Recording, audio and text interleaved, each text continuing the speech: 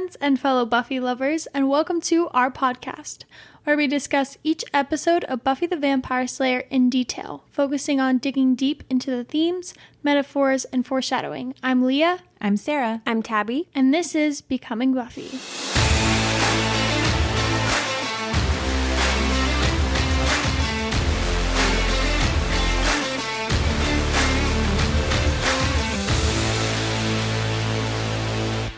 Hey guys, welcome back to Becoming Buffy. Today we are talking about Reptile Boy. This episode, I feel like, has some really good deep themes and some like amazing moments, but once again, the monster of the week is super underwhelming for me. I feel like this episode kind of flows under the radar for me in a not in a bad way. Like, I always forget about it, and then I read the name of it and I'm like, oh, it's going to be another campy one.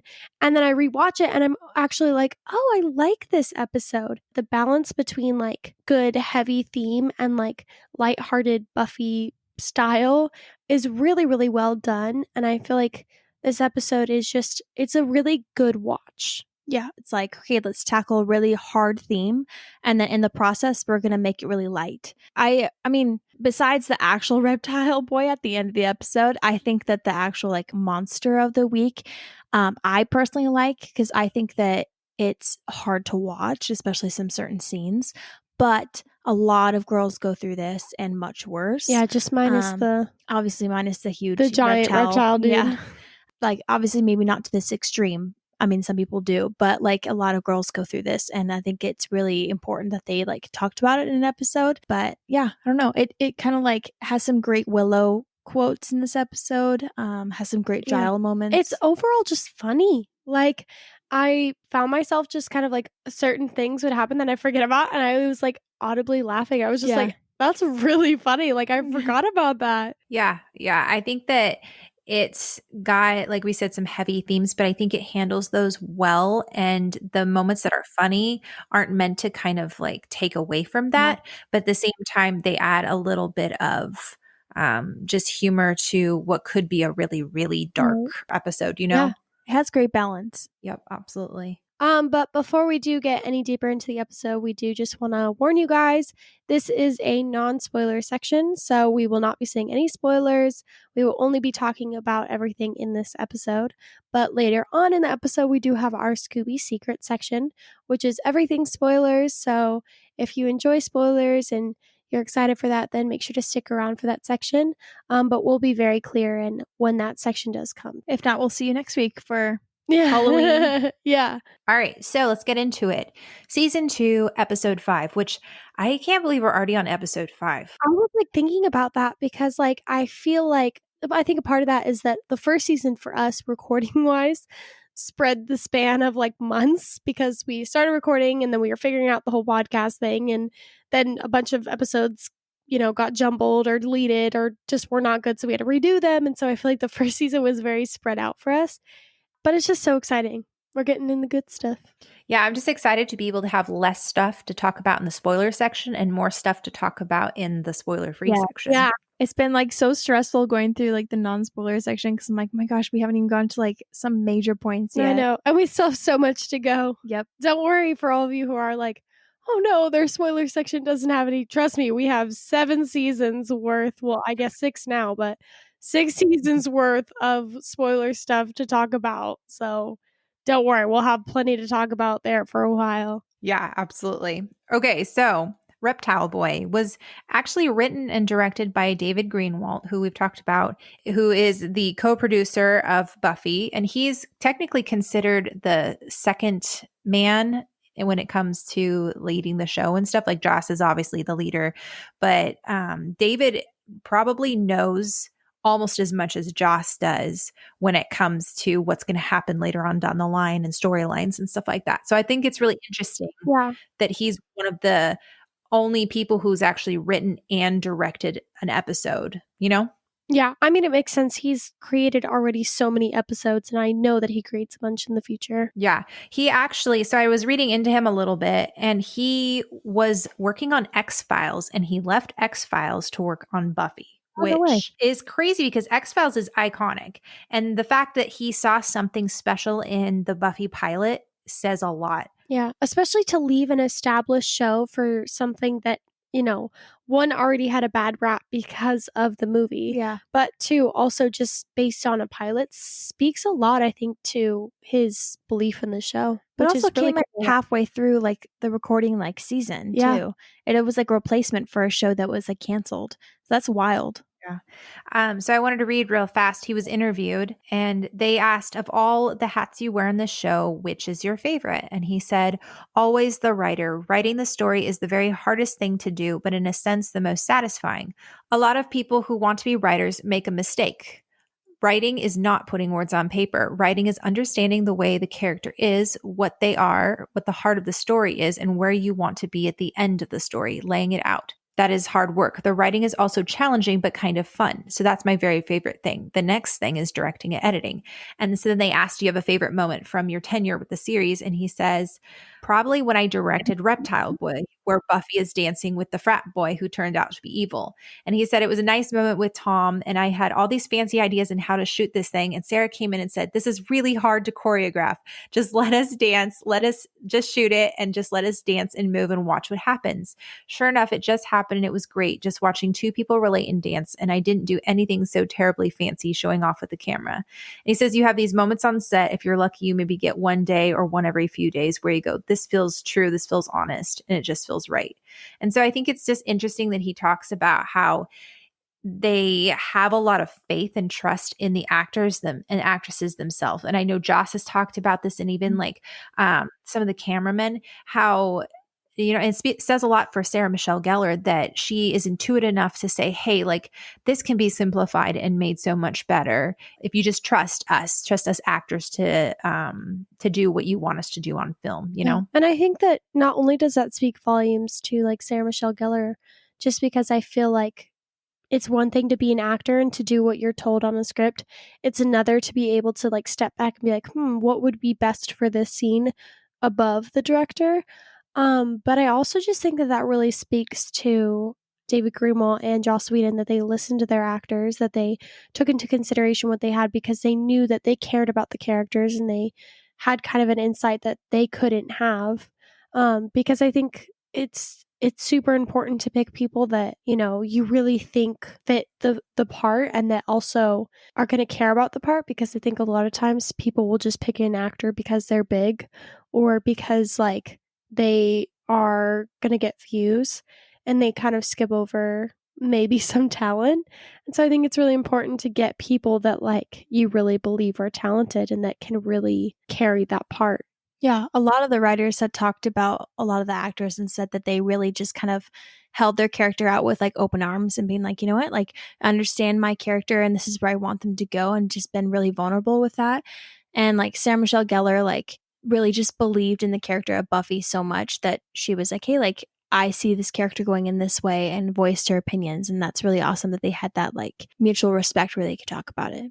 I think that's what made Buffy so great, or like part of what made Buffy so great, was the fact that everybody worked together and everybody cared so much about having this story out there, having this message out there, and seeing where these characters were going versus, oh, hey, I want to have awards or I want accolade or whatever. It just really felt like people were genuine, including Joss, and were willing to listen to what other people had to say.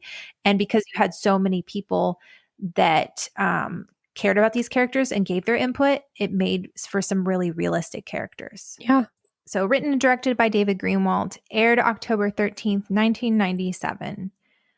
We enter into Buffy's room, and I feel like this beginning of this episode is very similar to a Friends episode, because they're sitting there and they're watching this person who's speaking Hindi and they can't tell what she's saying, and so they're trying to translate what she says. And I feel like I've seen Chandler and Joey do that on Friends sometimes. I just like it. I like seeing them as a group, and I think that it makes it feel more real when not every single scene they're having to like have a deep discussion or fight or whatever. Like it's cute just seeing them all hang out, because I think that sometimes we need to be reminded that they're friends and not just like a fighting group.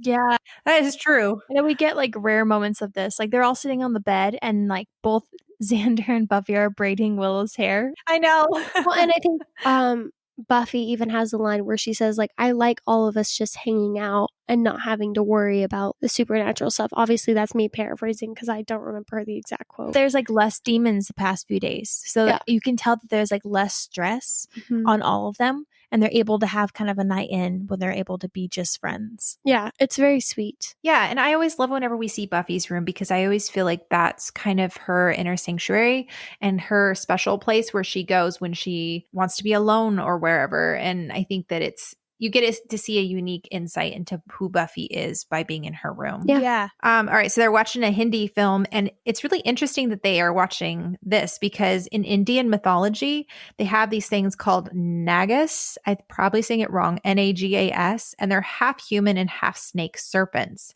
and they're believed to live underground and are bringers of fertility. Oh my word. This show. Little on the nose. There's a purpose for that. My goodness. But it's also funny too because I can't tell if they're watching a music video or if they're actually watching a film, because that was something you would do in the 90s. You would just channel surf until you could find something. And then you would be like, oh, hey, a music video's on. Then you would watch that, you know? It's so weird. And then Buffy's like, that's her lover? I thought that was her chiropractor. Yeah. And then Willow's like, oh, because of the thing he did with her feet? No, that was personal. I know. And I love that Xander is like, it's all going completely over his head. He's like, what is happening? What's going on? And Willow's like deeply invested. It's very sweet, like seeing Xander just kind of like going along with what like Willow and Buffy want to do. He's like, okay, He's even braiding her he's hair. like, I'll braid Willow's hair. I'll watch the movie. Like, it's very sweet. Yeah. And I will say, even though we always talk about this when it comes to Xander, but a lot of the stuff that he did in this episode, I was like, wow, I was really impressed by a lot that he did. Yeah, I feel like we're starting to see growth in Xander in little ways. Obviously, he's not going to be a completely different person overnight, but I don't think we would believe that if he was. We're starting to see little things that are changing. I thought it was really interesting in this episode, and I'll talk about it when we get there, but we kind of saw a little insight into Xander's like bitterness towards people who have wealth and status. Yeah.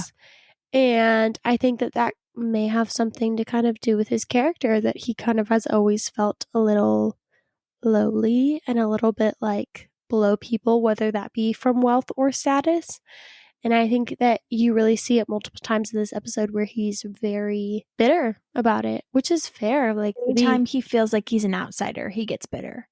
And so whether that's in the group with everyone, like in the gang, or when it comes to being in school, like with social status, I just think like any opportunity where he feels like he's an outsider, it kind of triggers a lot of feelings. Yeah. And it may honestly just come down to the fact that Xander really doesn't like a bully, which is completely fair.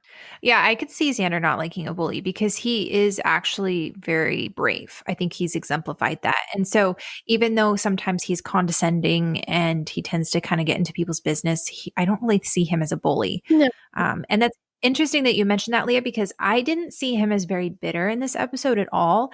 I saw him more like it being constantly pointed out to him that he was not one of those people that has wealth and status and money. Like Cordelia mentioned it almost every time she saw him. You saw Willow wasn't being mean at all, but she talks about how they both collectively don't have the wealth and status that these guys do. And then the fact that we'll talk about this, but he got made fun of in the frat house. Yeah.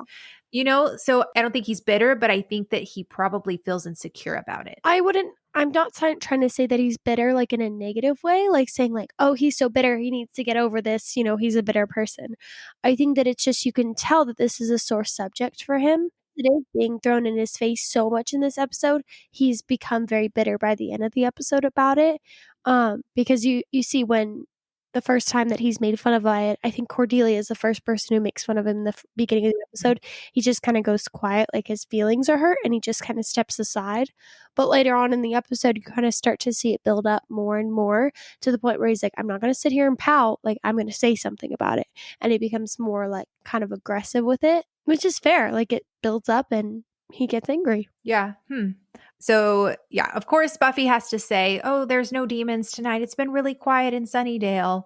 And then they go to the frat house, We cut to the frat house, and a girl breaks some glass, jumps over the ledge, runs through the forest, acts like she's being chased, jumps over the wall, which This always cracks me up because they make it seem like she's running really far to get to the cemetery. But the cemetery that she jumps into, that wall is actually what separates the Buffy lot from the rest of the lot that in the studio that they were shooting at. And she jumps into the cemetery that they built. So it's just interesting how, like, once you know that that's a man-made cemetery and there's literally like a parking that used to be a parking lot, it's just really cool and clever how they did the camera angles, because you would never know when you're just watching Yeah. it. But then, I don't know, it gives an interesting perspective when you go back and And watch this it. whole scene is just very horror-ish. I think I've Mhm. seen like probably 1,000 scenes in horror movies that look very similar to this, where you have one single girl running and either one man or multiple people are chasing her into the woods or graveyard or whatever The it 90s is. loved doing that with horror movies or like TV shows. There's Yeah. lots of chasing scenes. It's one of those, I've seen this so many times in horror movies, where she's like looking behind her while she's running and then she runs right into somebody. And he's like, Callie, where are you going? Party's just getting started. So creepy. Mhm. Which is an interesting choice of words. And I also think it's interesting that he obviously has no shame about what he's doing, because everybody has like their hoods covering their faces, but his is completely off. Like, he doesn't care if she sees him. He pretty bold. I think it's also just he has no fear of getting caught. You kind of see this theme running throughout the whole episode, is just kind of like making a mockery of like fraternity culture and like how the can be kind of cultish, and they kind of took it to obviously the extreme. But I think that it's that idea of like he really feels like he's king of the mountain and that no one's gonna snitch on him, no one's gonna say anything, like he doesn't care. I kind of see it as a power thing too. Like when he has his hood off, he's surrounded by all the other guys and her. So he kind of wants to seem like he's the big bad. And then when they carry her away, he looks around and then puts his hood back on. Yeah, this whole episode, I mean, it's, a theme for toxic masculinity, but it's very hard with not to get all like feministic here, but it's a lot of times in like rape culture, or even like fraternities, or just even in like the business world and stuff. You often have the rich and powerful who all gang together and cover for each other and lie for each other and cheat and all that stuff. And it becomes this very hard thing to break into, because if you're wealthy, then you can pay or you can buy off people. And so I think this is supposed to be kind of a metaphor for that, and how they feel like they can abuse and use women or people who are like Xander, who are very vulnerable or insecure. And so I think it's a really deep metaphor when you dive into it. Yeah. Well, I mean, it's kind of scary because it's like this huge group of guys, and kind of like what you're saying, Sarah, someone can do something and the other guys won't say anything about it. It's kind of like this unknown thing or unspoken thing where they're like, well, you can do what you want to do. And if we're buddies, like, I'm going to cover for you. Yeah. Which it takes such like a pure and good idea of like, oh, I got your back, like loyalty, and take this awful and corrupt like end of like, no matter what you do, mm-hmm. I'm not going to hold you accountable. I'm not going to call you out. I'm not going to like care about other people. It's, it's us against the world type of thing, which is very creepy. Scary. It's selfish. It's everything. And it just is very, very disgusting when it's taken to an extreme. Yeah. Well, ultimately, if they turn their buddies in, then they lose the power that they have over their victims. So why would they? It's in a this security episode. Because it's like, if I accidentally slip up, or if I do something that I know other people are going to have my back no matter what, it's easy. And it like honestly makes your life so much easier. Yeah. Well, plus in this episode, I mean, they're all doing the same thing. Right. So they can't snitch on the other person when they're literally doing the same thing. All right. So then at the school, Cordelia is practicing her fake laughter, which, I mean, it grates on my nerves, but I think it's supposed to. It's also funny to me that like when she's laughing, you see her hand move with her like laughter. The way that she moves her hand is kind of what you do when you're like singing. You kind of like move your hand to like, feel the rhythm of the music. You'll also kind of like, if you feel like you need to reach higher for a note or lower, like a lot of times I'll catch myself and like other singers, not that I'm like, a professional, like you move your hand when you need to like reach a note. And so it was very funny to me that she was like moving her hand, almost like directing herself to each note. It just kind of killed me. I feel like I can hear what she's thinking because she's like, all right, this is supposed to be this however many long. Like this laugh is supposed to be so long that Yeah. they understand that I'm actually like enjoying the joke. It can't just be like, like how Cordy would explain things. She's like, it can't be, 2 seconds long because they won't believe me. Yeah, it's clever. Yeah. She says, Dr. Debbie says when a man is speaking, make eye contact, really listen, and laugh at everything he says, which is hilarious because it's like, really listen. In her mind, she's like listening, but she's not hearing. Yeah. Well, she says like, it means listen so that you can answer any questions they might have. Yeah, right. Try to find a spot in their conversation where you can laugh and affirm them. That's not really listening. That's just trying to find a spot where you can act like you're listening. Yeah. And then Buffy talks about how she had a sexy dream about Angel that was in surround sound. I love how innocent Willow is because the details that Buffy gives her is just that it was like stuff that happened. And Willow's all like, oh, stuff. Like as if she understands exactly what she means. It's also just very sweet that like Willow is just someone who can like listen to Buffy with no judgment and is just kind of like just ask him out to coffee and is just very supportive of the whole situation and is just like very kind to Buffy when I think a lot of people are not being as kind. Yeah, she's very affirmative in like this conversation. She's like, well, that doesn't make him a bad person when she's talking about him being a vampire. I don't know. It's very sweet because like Buffy's kind of being like, well, I just keep thinking about him all the time. And you could tell she kind of feels guilty about it. She's like, I shouldn't have feelings for someone like this. And like Willow's like, well, why don't you just ask him out to coffee? Yeah, I think that Buffy's harder on herself than most people are at this point. And I think Willow senses that. And so she's trying to just help her and reassure her. Yeah.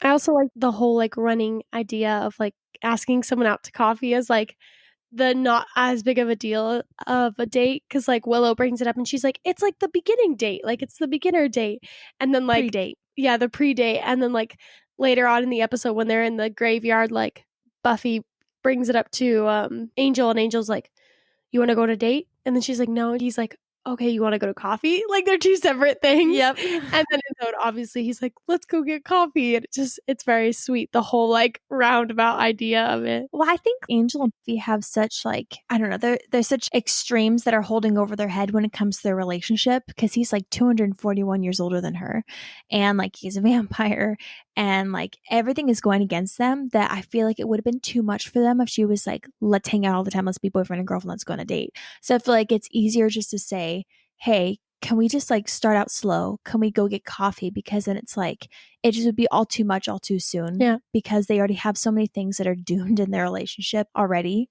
Xander comes up and I was fully prepared for Xander to start like wailing into Buffy about Angel this, Angel that. And he kind of just like stayed quiet and didn't really say much. And I was like, okay, all right. Like let my guard down a little bit. I was pleasantly surprised. We can't make him super unlikable. So we got to give him moments where he's not going to rail into Angel. And then Cordy makes that really harsh comparison with Xander. She says, no comparison between high school and college boys, and then looks Xander up and down. And he's like, you dating college guys now? Also, where's Devin, who we literally just saw like the episode before? Boyfriend of the week. Yeah, I think it's relevant to say that like we do harp on Xander a lot. And I don't want to make it seem like the things that Cordelia says are okay or justifiable in any way. I think the only reason we harp on Xander more than Cordelia at the moment is one, because Xander's given more screen time, but also two, because like Xander claims to be their friends. Well, he is their friends. I don't want to make it seem like he's not their friends. And so when he says something mean, it means more than Cordelia because they're friends. But Cordelia is nasty to Xander in this episode. Yeah, she really is. Yeah. And Buffy as well. But I think that we see it more to Xander because Xander's easy to pick on, whereas like Buffy could like beat Cordelia up. So I think that she is a little bit kinder to her. But like Xander just seems like an easy target. And so she kind of always goes in on him. But especially in this episode, I just was like, geez, girl. Like, I love you as the character, but sometimes I'm like, this poor guy. I think one of the reasons why we tend to harp on Xander a little bit more so right now more than Cordy is because not only is Cordy not really part of the core group like Leah said, but we also haven't seen a lot of her morality. She's kind of a secondary character and she's not supposed to be seen as like a moral compass. We see a little bit more like of her character, especially like in the last few episodes of the first season. But yeah, I don't know. Like, she's not someone like Buffy where we're going to look for our moral compass. So I think people kind of expect it more from her. Not that it's okay, but hopefully we'll see a little bit more of her character growth. Well, the thing is that Cordelia was written to be the mean girl. Xander was written to be the nice guy best friend. And so when you see Xander doing mean things, it's more jarring because that's not supposed to be his role. Versus with Cordelia, we're like, we expect this of her, you know?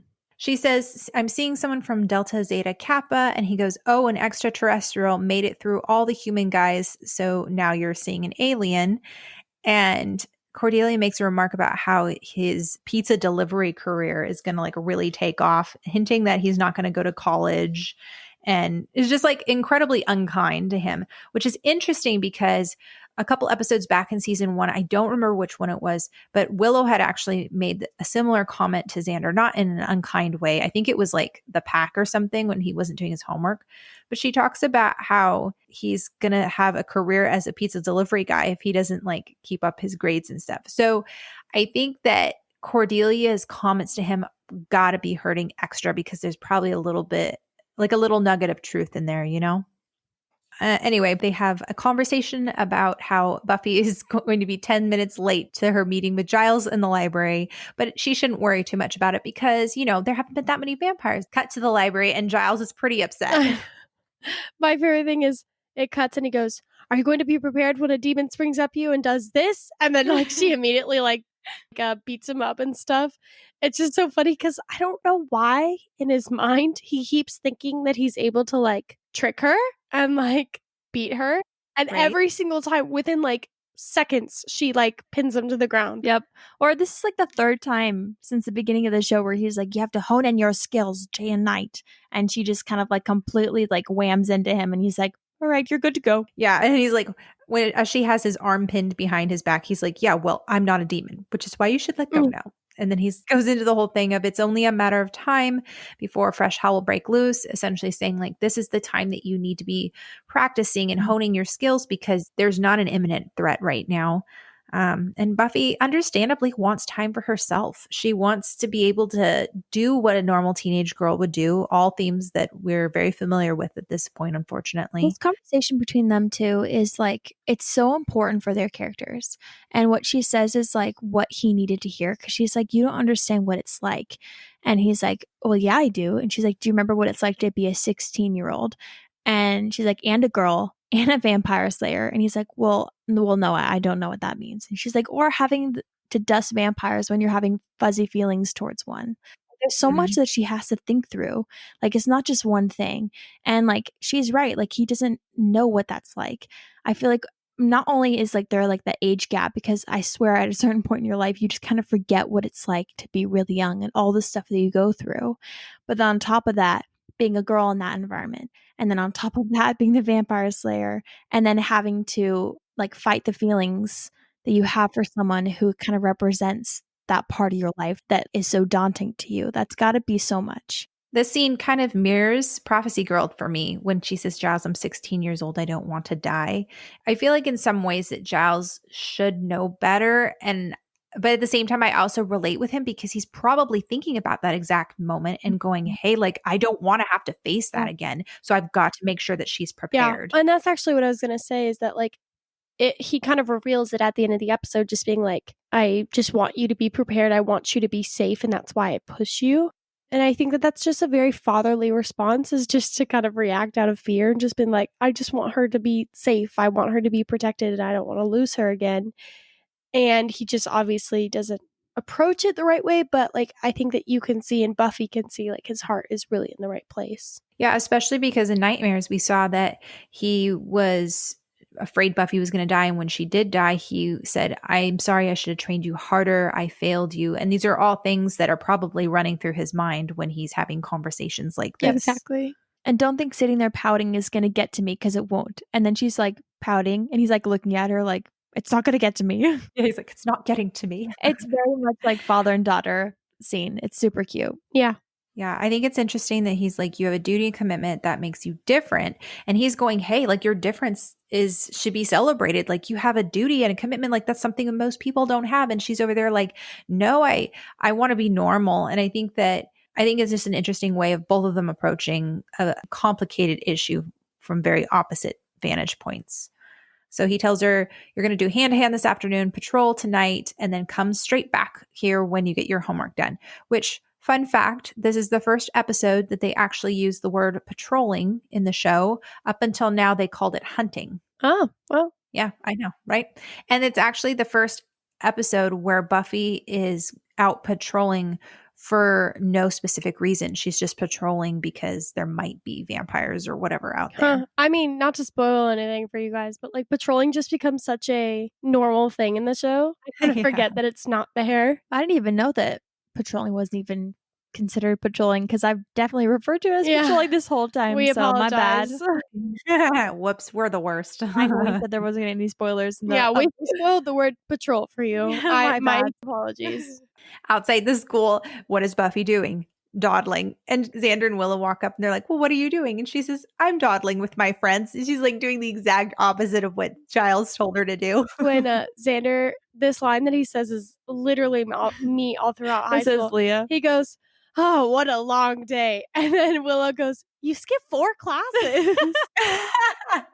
I'd always somehow end up leaving the day early That was me or in showing college. up late or something. Like, I just was never there at school in all honesty, especially my junior year. And I would like show up to school and I'd be like, oh, today's like been so long. And they're like, you literally skipped like 2 days out of the week. Like, but yeah. I barely missed it in high school because I was a goody two shoes. But in wasn't. college, definitely not the case. Anytime I try to skip or do anything, I always get caught. So I'm like, why even That was try? in high Like, school. there was no one to really catch me. Like, what were they going to catch me doing? I just wasn't showing up. I was late once to my not like late to school, but I was like late to like a period because I walked to the other one because we had block scheduling.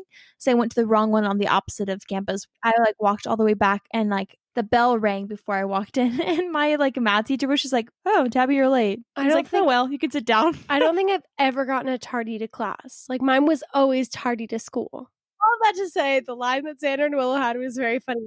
And then you hear like a car screeching. A really nice car drives up. I don't know what kind of car it is because I am not a car person, but it looks like a really nice car. It's black. Well, they You can asked, tell by the color. and then she does her laugh again, and they're like, So "Excuse me?" calculated. Well, and we also recognize that Richard is the guy from the first scene with Callie. Mhm. It's interesting how this episode plays because you're looking at Richard, you're like, clearly he's the bad guy. And Tom just seems like a decent, nice guy the I entire really time. like how they play on the narrative of 2 douchebags. There's the upfront, clearly obvious douchebag, which is right the from one the get go, yeah. Yeah, the one that dates Cordelia, the one that you know that they show you. And it's like the 2 type of, I feel like, college guys that you kind of meet is the ones that are obvious jerks and the ones that are hidden. And I think that I like that they show that there's 2 different guys and that the ones that are hidden ends up even being worse because they're calculated. because he was calculated, but also he ended up being the leader of the Mhm. group.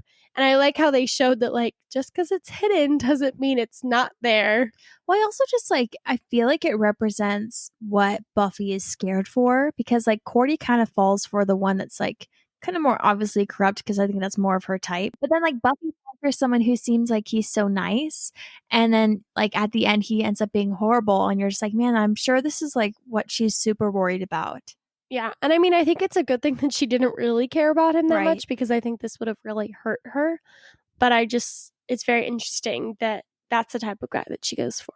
I love that Cordelia's first line is, hi, Richard, nice car. And the way she does it, she's like in awe of his car, which reminds me of The Harvest where she says, you know, college guys are so much superior to high school boys because of cars. So shallow. And then she changes her opinion by the end of the episode. Yes.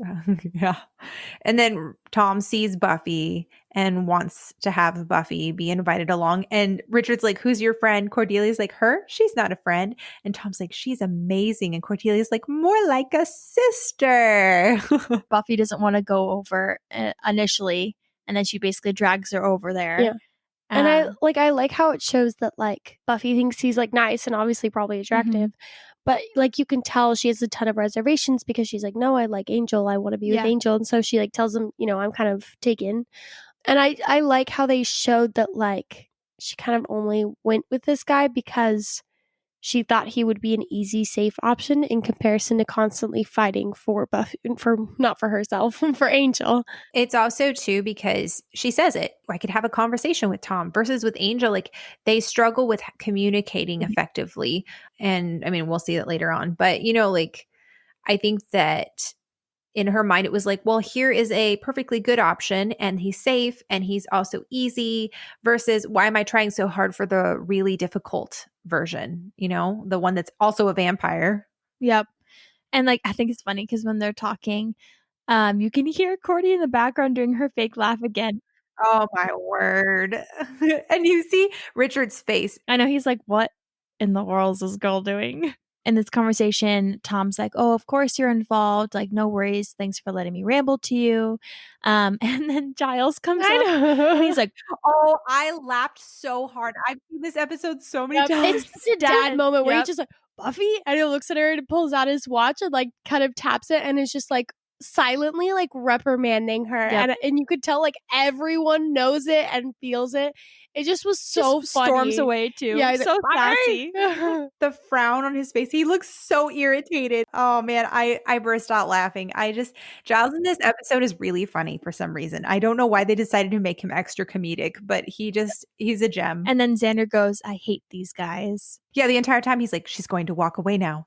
And then he's like, okay, Boots, start a walk-in. And I think not to say what we've all been saying this entire time, but Xander has a problem anytime Buffy shows any interest to another guy. And I think that it's a little sad seeing how he just assumes that Buffy just can't possibly be interested in any other guy other than him. And it just shows how little he knows her too. Not just Angel. It's like, I clocked that in this episode too. It's like he's equally as jealous of this random Tom dude than he is of Angel, who she's actually interested in. It's like any person that she shows an interest to, he doesn't like it. Yeah. Two things I noted in the scene is Tom is majoring in history, which I think is hilarious. The ongoing history joke, especially because Angel was supposed to be her history tutor in the episode Angel. Yeah. Wait, I forgot to talk about this. He said he's a senior and she's a junior in high school. We know that she's not 17 yet. She's still 16. And he's supposed to be, 21 or 22? Yeah. That's gross. There's multiple kind of themes going on in this episode, but also the predatory nature of frat houses and college boys and that whole... the unhealthy side of it, because I'm not going to slam all of that culture because I've never been a part of it, so I can't speak on it.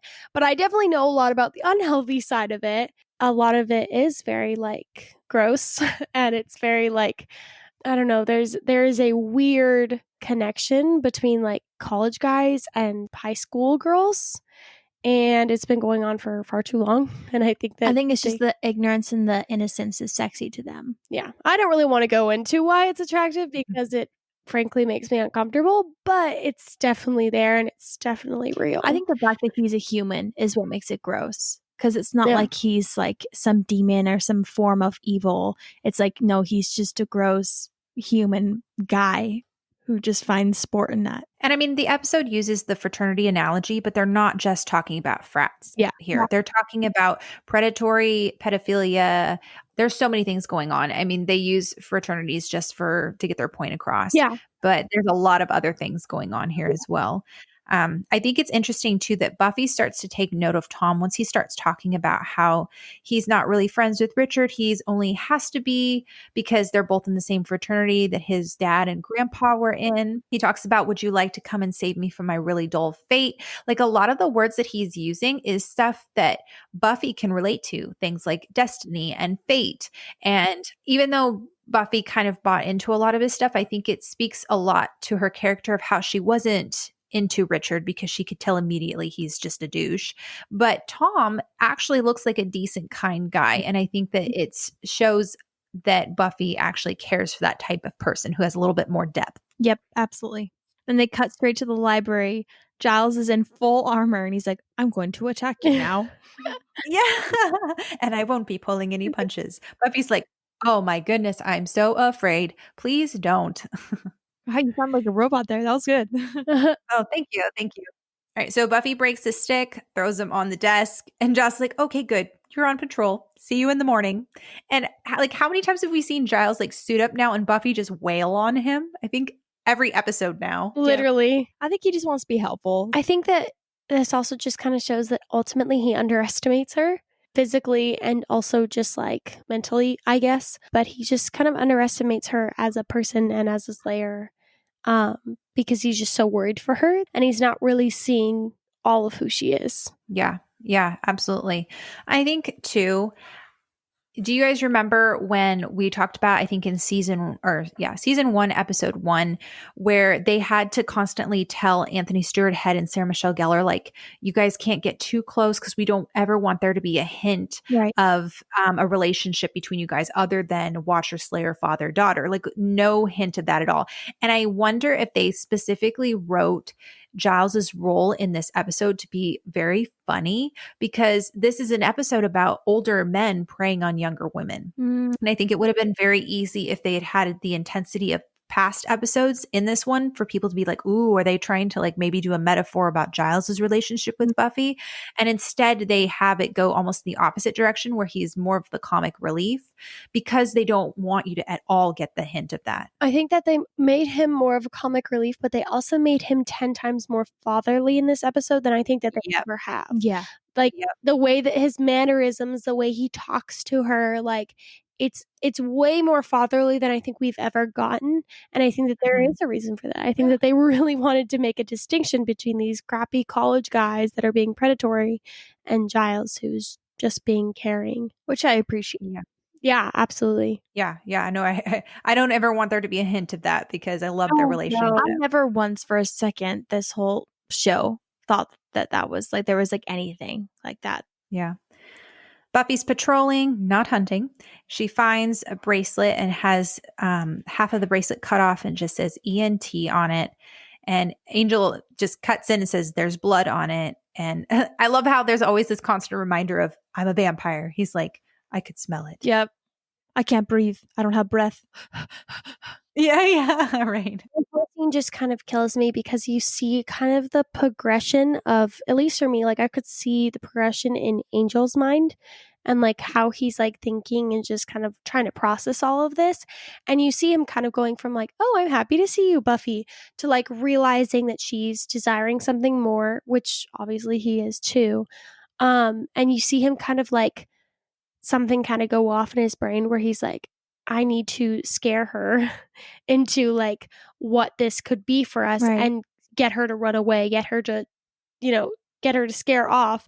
That way I can protect her. And I think she views it as condescending because even later on, she's like, he treats me like I'm a child. And I think she kind of feels frustrated because she's like, well, I've thought through all of these things. Like I'm thinking through, I am well aware that he's 241 years older than I am. But yet he's talking to me as if I am not thinking about it. But in his mind, he's like, I feel responsible because I'm older and like I've gone through a lot more and like I know what I can't give her. So I can see both sides in this conversation and it's just like, it's painful to watch. Mm-hmm. It's very similar to the Giles situation. I feel like people are underestimating Buffy a lot in this episode. And I think that's what causes her to go in the opposite direction and be like, no, I am old. I am mature. Or, well, I'm not. She doesn't want to be mature because she says, when she was taking the alcohol, she was like, I'm sick of it. I'm sick of being mature. And I think that there's a double standard there because they're like, man, you have this big calling. You are the Slayer. You're the chosen one, blah, blah, blah. But you're also like too young and you aren't thinking things through. And I think that she's tired of having that ping pong back and forth. And she's like, will someone just trust me? Yeah. Which I also feel like could be a metaphor for high schoolers in general.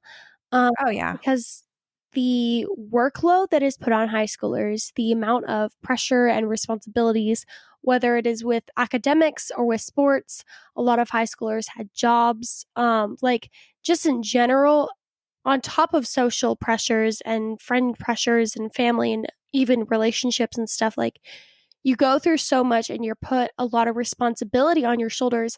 However, you don't get any of the respect or the freedoms of an actual adult.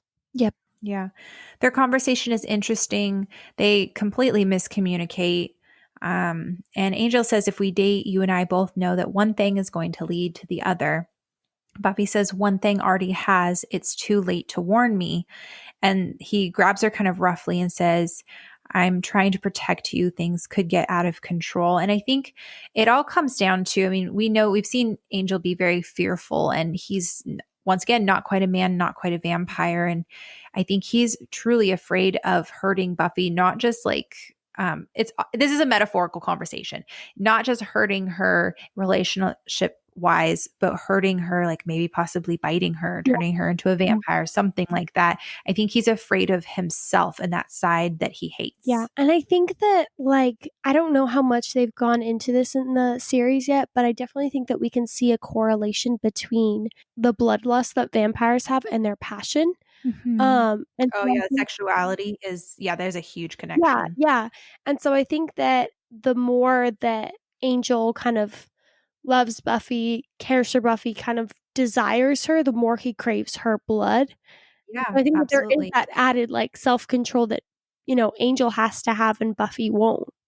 Mm-hmm. Yeah, it's a really good point, especially because, so I know that Angel himself isn't predatory, but because this episode has had a lot of predatory themes, Angel is trying to protect Buffy from that side of himself. And so there is that correlation between their relationship. Like, it's interesting they're having this moment, because if you do equate sex with vampirism, it makes a lot of sense with what she says. He goes, this isn't some fairy tale. When I kiss you, you don't wake up from a deep sleep and live happily ever after. And she says, no, when you kiss me, I want to die.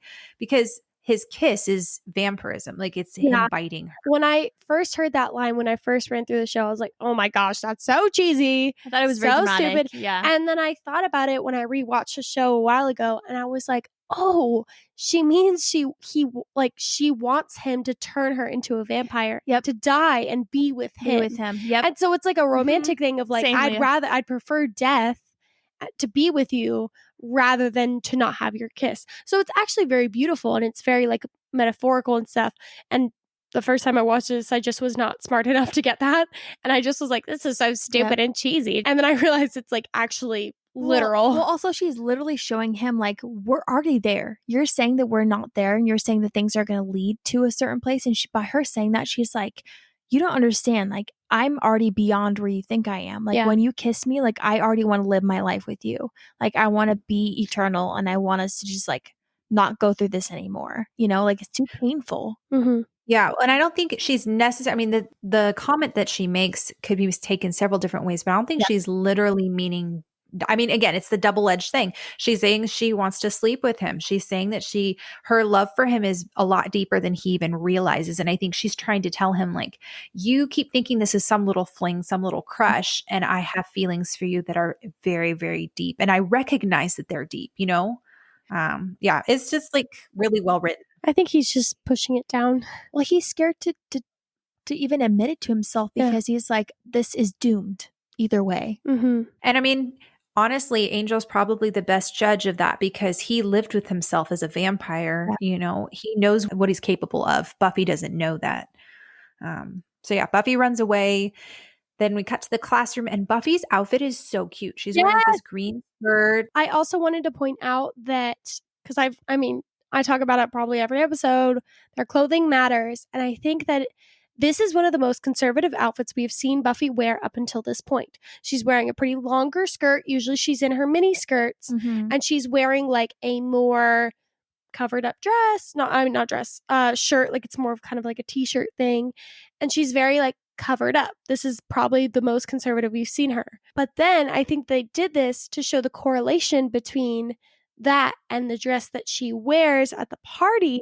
Show that she's trying to be more mature. She's trying to like prove to everyone, I'm old, I'm sophisticated, I can handle this environment. Yeah.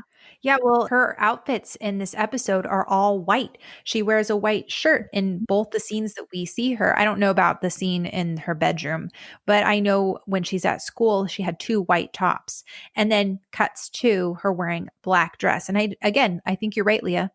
I don't think that's accidental, Well, I just think it's funny because like Cordy is like, okay, well, don't wear spandex, don't wear leather, and don't wear black. Those are my staple pieces. And then she shows up in a black dress. It's also like, those are all like Buffy's staples, like They are black. Like leather jacket is a staple. Like black in general is a staple for her. Like it's just very funny that pretty much everything she named was like, those are things that Buffy's known for. And what's Cordelia going to do if she shows up? She can't get into the party unless Buffy's there. So like, Yeah, it's not yeah. go And change. the excuse they give her, I mean, I've never been to a frat party, but I had friends who were in frats and they'd talk about the ratios, how like guys couldn't just casually get into frat parties because they wanted more girls there. They could only come if they came with a girl, or girls could get into whatever party they wanted because they wanted more girls there. Which like, is that's a an real actual thing. It's a real thing, but it doesn't make as much sense when they're the ones throwing the party. So it's like they're already going to be there. So it makes sense if they wanted to go to a frat party and they're like, hey, we need girls to get in. But it doesn't make sense if they're the ones But if throwing they're the party. hosting a party with all guys, they need girls to come. That's true. Yep, exactly. That's it. And again, it's just another metaphor for guys preying on women. Yep. That's all. That's what it is. This conversation with Cordelia is just hysterical. She's like, so I was so busy really listening that I didn't hear everything Richard says. And then she talks about how she's like, Buffy, this is a big deal. She's like, he is Richard Anderson. She like talks about all the things that his family owns. Like, I think it's like Anderson automobiles or something like that. But then she says, and then Anderson Cosmetics. And she like starts to like cry. And then she's like, Buffy, these men are rich and I'm not just being shallow. She's like, think of all the good I could do, all the people I could help. And it's interesting because I truly felt like when she said that last thing, all the people I could help, I felt like she kind of meant it. And I was like, that's really interesting. Like, I wonder if beneath all of this, that Cordelia really truly wants to help people. I don't know. It was just interesting. Or she's just saying that because she, I kind of took it more as she's just trying to appeal to the fact that Buffy likes to help people. And so she's trying to just be like, Buffy, I'll help people if I get money. That is fair. I guess so. Yeah. Maybe I'm just trying to believe the best. And then Buffy agrees to go, and Cordelia's like, it's like we're sisters with really different hair. I know, she bashes her hair. She's like, don't have your hair do that thing. She's like, what thing? She's like, oh, nothing. All right. And then it cuts to the cult basement, and they're trying to initiate a new member to serve Makita. And then you find out that it's actually the frat. Yeah. And then you see that. Fucker, I know. We're all like so shocked. In blood, I was baptized, and in his name, he will reign. And then they all like, in his name. And I'm like, oh. They've got the giant sword to cut diamonds in each other's skin. And I'm like, why do you have to use the giant sword? Can I have a smaller diamond? Oh, the cuts are so deep. I was like, my goodness, like your whole back is just like completely wounded. Like, ow. Yeah, people are definitely going to be asking questions. Why do you have like 4 diamonds sketched into your fraternity stuff? That seems about right. Why would they walk around shirtless though, unless they're like They're in a frat. Because they're in a frat. unless they're like doing some stupid thing, but like for the most part you could hide it if you wanted to. It's California. Like they're gonna go swimming at some point. I don't think they really care. Obviously they don't. All the Because, other like, in all honesty, if you saw a bunch of people with like weird brand marks on them and they all were just like, we did it because we're in a frat, you'd be like, that's weird, but okay. I don't know. I'd be like, this is a weird frat. I don't want cuts on my body. There's frats who get like tattoos of each other. Like I know so many like fraternities and stuff that like will get like their they get branded. Yeah, I know someone who got branded. Yeah, like what? Oh, I'm so sheltered. I have no idea. Yeah. Okay. Anyway. So back at school, I love that Willow is jealous that Buffy's going with Cordelia because she's like, wait, I'm her best friend. And I was like, oh, that's so sweet. very sweet. Unlike Xander and is like unhealthy about it. She goes, did that sound jealous? And then she kind of like sobers herself up and is like, okay, moving on. She's so self-aware. I really love it. And Buffy feels like Angel is treating her like a child, thinks that Tom can carry a better conversation. And Xander's like, Tom, what? He's like, frying pan? Fire? Which, I mean, he is right, but annoyingly so. I know, poor Buffy. She's like, Angel barely says 2 words to me, and when he does, he treats me like a child. Yeah. Poor yeah. girl. I do feel bad for her. Okay, this scene with Giles, he's like, what is he doing? Practicing his I don't know. I But then I think he's like, will you be ready if a vampire is behind you? And he turns around, they scare him. And I'm like, were you ready for them behind you? I think it's also just he's kind of getting sick of Buffy beating him up. yeah, right. He's like our dad who likes to practice conversations he had like 5 years ago. This is Giles. He's like in his mind, like you're in the shower, you're rehearsing what you should have said. Giles is back there like, imagine if I actually beat her. Yeah, our dad does it all the time. Also, I love Willow's outfit. I know we talked about Buffy's and I we wrote talked that about down. the random girls, Yeah. but it's adorable. Well- her little pink like thing with her like jeans With I just flowers like, on yeah, it. it's just very like bold and it's very confident. And I think that this is an outfit that we would actually see Buffy wear.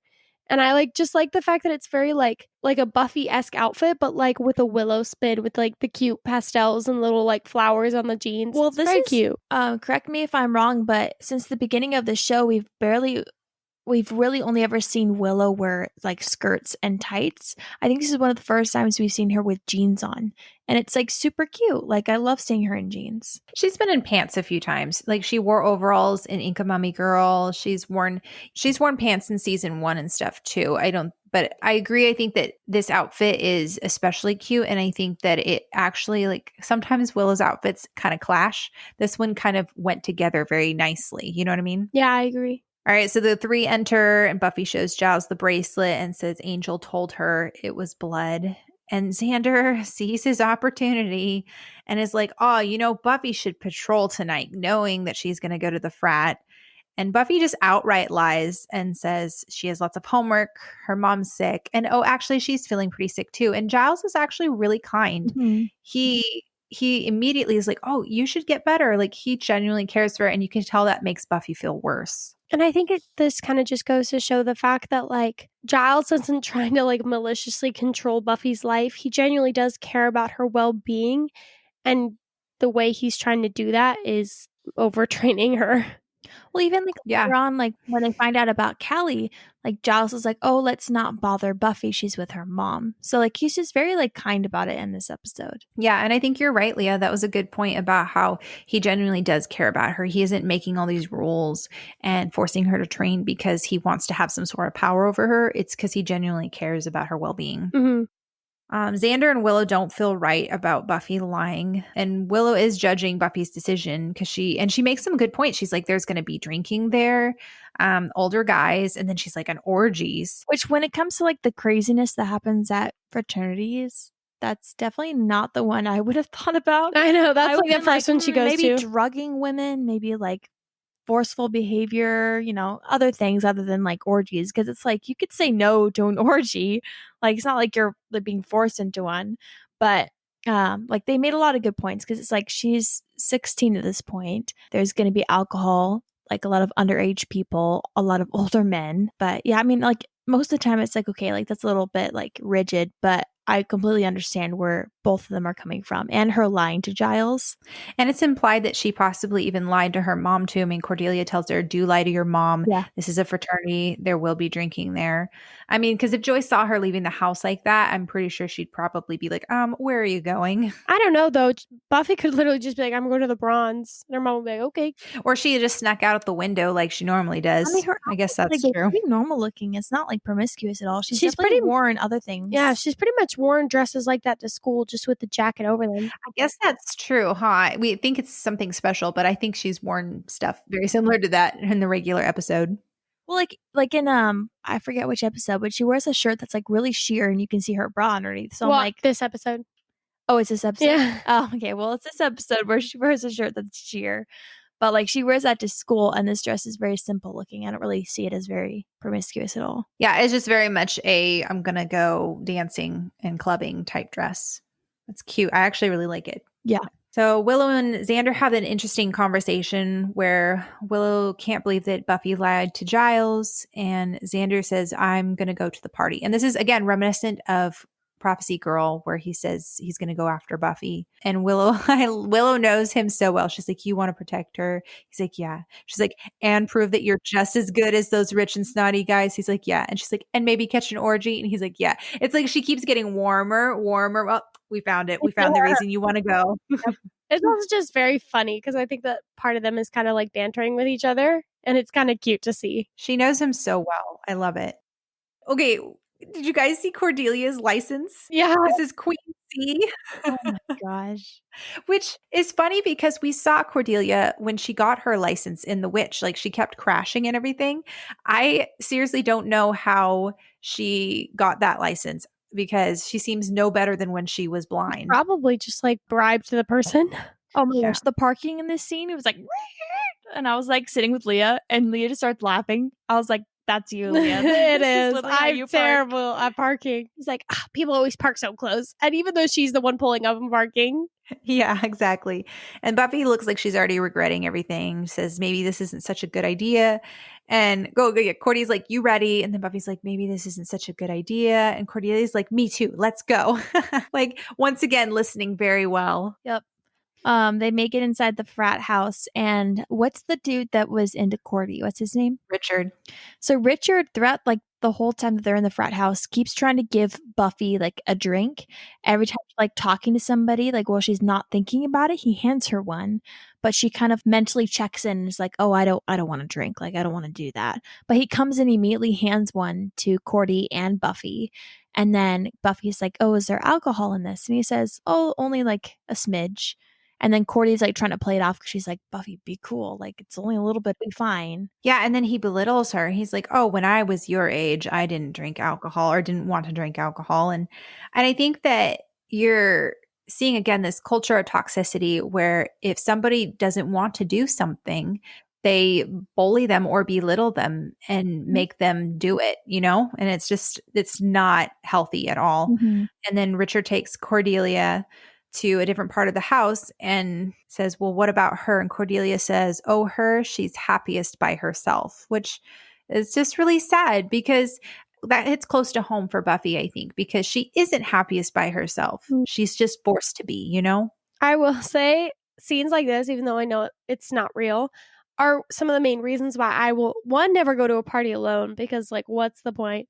But also never go to a party with someone I'm not close with because this is my literal worst night. Well, okay, no, there's a way worse. But, like, this is just, like, It's pretty up awful to there. me. Just, Yeah. like, sitting in the corner while everyone's, like, having fun or doing other things and me just hating the environment and just wanting to go home the whole time. I've been in environments like that. I It's the hate worst. it. Yep. Let I me tell hate you, it's it. the I feel worst. so bad for Buffy in this scene. Yep. And then like this random guy is like gearing himself up being like, "Hey, you girl," runs all the way over there. And then Tom kind of is like saves a damsel in distress and then starts dancing with her. Yeah. Well, first, before that, then we see Xander sneaking in, which he looks like he's trying so hard to fit in, but he stands out. He sticks out like a sore thumb. It's really obvious. He's like this bright red polo, and nobody is wearing a polo in that place. Oh, yeah. I think it's also interesting that they dress up the new pledges as cocktail waitresses, and you're seeing this kind of like subliminal message being put out there of like feminine and woman-like equals not it's like it's less than, like you're inferior. It's a joke. Right. And you see that like how when they dress up Xander and how they treat these guys, like it's very much to make themselves feel better and to also kind of belittle the pledges and make them subservient to themselves, you know? Kind of piggybacking on what you said, Sarah, I think it's kind of smart of them to kind of do that because they're creating this like hierarchy so that the guys will like want their approval so bad. So it kind of creates this whole toxic environment because they're like, okay, well then they're going to do whatever it is to be friends with me. So therefore, if I do something, they'll hold my secret. And then it'll just be this like endless cycle. So it's like when they make it up to like the rank that they're in, or, you know, for lack of a better word, and then there's new pledges, it's like this endless cycle where it's like we kind of groomed you and then we're going to do that with it for the new people. And it's like this endless thing. Yeah, it's incredibly toxic, but unfortunately very effective too. Yeah. Buffy's feeling increasingly insecure, picks up her drink, puts it down again. And then you see like there's several guys staring at her and indicating that she should drink. And because of that, she can tell that she's sticking out. She decides to take a sip, which again, this is what we were talking about. This is that culture of intimidation. Yeah. And I think it's also interesting. I don't know if she takes a sip. I think she kind of pretends to take a sip. Because I think she just takes it when she's outside. Yeah, I think so as well. But I think that it's really interesting that, like, no one man was innocent in this. In the fact you see multiple guys throughout the night try and get her to drink because they all know her drink is roofied. And so they all are trying to get her to drink. I think it's 4 men in total throughout the night, 4 or 5, that try and get her to drink her drink because they know what's in her drink. Yep. Yeah. And let's imagine that there isn't a giant snake in the basement. Let's imagine that Tom actually wanted to rape Buffy. You know, I've been watching a lot of SVU, so this is kind of like a very appropriate episode to watch. But just imagine that Tom actually wanted to take advantage of Buffy, and you have all of these guys that know that he wants that and know why she's there. So they are all trying to get her to drink so that Tom, like, it's a whole buddy thing. Oh, so Tom can have his way with this girl. Like, it's an interesting metaphor for them sacrificing her to a snake, you know?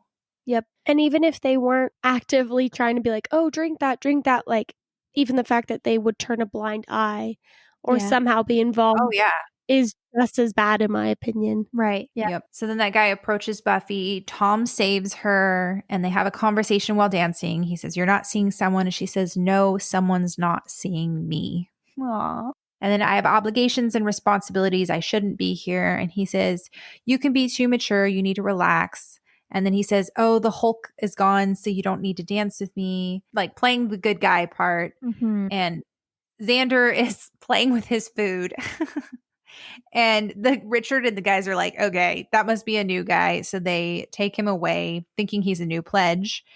And I hate this next scene because Buffy's still feeling very much an outsider. And so she walks outside, steps on the broken glass from where we saw Callie jump, looks up and sees the boarded window. And I think normally Buffy would have gone and investigated that. But I think that in that moment with Tom and Richard kind of trying to convince her to drink, she says, you know, "What the hell? I'm tired of being mature," and drinks. And I think that moment she was kind of shutting off that intuitive side of her that was like, hey, you should go check that out. Instead, it was like, no, for once I want to be normal. Yeah. Yeah. Well, like, also in her mind, if she's having one drink, that's her like loosening up a little bit, but one drink isn't going to affect you at all unless you're incredibly lightweight. And so in her mind, she's like, what's one drink going to do? But then as we see, it was roofied and she's like barely walking. And I'm just like, man, I hate this scene. And it's annoying because it's like, this is literally the first time we've seen Buffy let loose. Yeah. Legitimately, like, the most she does is go to the bronze and kiss Angel. That's it. That's the wildest thing she has done. One date with Owen. Yeah, like, that's the craziest stuff that she has done. Like, she does not do really anything. No. And so, like, the fact that she literally goes to one party, has one drink with some guy that she thinks she's safe with, like, and that's like, unfortunately, that's a lot of girls' stories, is like, even if they party all the time, like, all it takes is one drink at one party. And yeah, it's just so sad. Yeah. Well, before she gets all clumsy, like, they cut to the library and then Willow and Giles are talking and Willow figures out who the bracelet belongs to. Thank you. Willow and Giles, decide to do word searches on things that could match ENT and come up with Kent Preparatory High School, which, my goodness, Sunnydale is huge. They have a college and another school. Like, what in the world? Well, they most likely have like multiple because it's like a private school. And then you have Sunnydale High, and then there's bound to be another one because they had to search up a school. Because, like, even in where our parents live, like, it's not the biggest area ever, but there's like so many high schools. Yeah. And let's be real. Who did we hear say that Sunnydale was small? Cordelia. And Cordelia, I think everywhere except for, New York or Los Angeles is going to be pretty small to her, at least. Anywhere where she doesn't have opportunities is small. There you go. That's what it is. So Xander is dressed in a padded bra, lipstick, and a wig, and they're making him dance while they hit him. Oh, I hate it. I hate watching it because I could only imagine how humiliating that must feel. And I think knowing just bits and pieces of Xander's background and stuff, it seems like he didn't have the best home life. And I would imagine this is probably not going to help his psyche any. I feel like it's different because he doesn't know them. And so it's even more humiliating. But I feel like if it was like with friends, it could be lighthearted and funny. But like, I think, I don't know, he's going into this with people he doesn't know and he wants to be accepted and have a good time while he's watching out for Buffy. And then being put on the spot like that has got to be really uncomfortable. Yeah, but they also they put the lipstick on without his permission. They put the bra on. They put this is all being done without his consent. And I think that is not okay. It's traumatizing. Yeah, it is. Right. With people touching you and disrobing you and hitting you and stuff, like it's obviously not what he wants to be doing. So, and then Buffy stumbling around disoriented. And you could see her saying, she says, Tom, but he's nowhere around. And I was thinking, as a Slayer, I wonder if it would take more than the average to drug her, or maybe because she was a lightweight, it was some combination of the alcohol and the drugs. I think that she probably has a higher tolerance because she has a higher pain tolerance and heals fast. Sure. Well, to be fair, she downed the whole drink, so it wasn't one drink, but I bet you that they really put a lot of stuff in there. But I think that's also probably part of the reason why she was able to make it all the way up the stairs. That's fair. How as she was. Yeah. Well, because they want them to be they want to make sure that they're completely unconscious so that they wouldn't run away. So I can see them dosing it more so if she collapsed, they could just carry her upstairs, which it looks like it with Cordy. But Leah, at the point, she was able to walk around and then find her way upstairs. And Buffy lays on the bed, passes out, and she says, I just needed room to stop spinning. Poor thing. Richard comes in and he totally looks like he's going to molest Buffy. You can just see it on his face. And Tom stops him and we're like, oh, this Tom is a good guy. He's like, nope, you have to save her for the master or whatever he's Yeah, you're like, man. For the pleasure of the one we serve. You. We were rooting for you. We all were rooting for you. Yeah. They had us in the first half, couldn't I? And the camera pans down and we see Cordelia also passed out laying next to the bed, which not that we really had any hope that Cordelia would help very much, but it's still a little unnerving to see Cordelia, who's also very strong, passed out. She must have been really fast too, because we only saw her in that beginning scene. And then Buffy was by herself standing for a long time. So. Hey, really, really weird. Richard's last name is Anderson and Callie's last name is Anderson. David Greenwalt wasn't being very creative when he was giving last names to these people. Because I was like, wait a minute, is Callie his sister?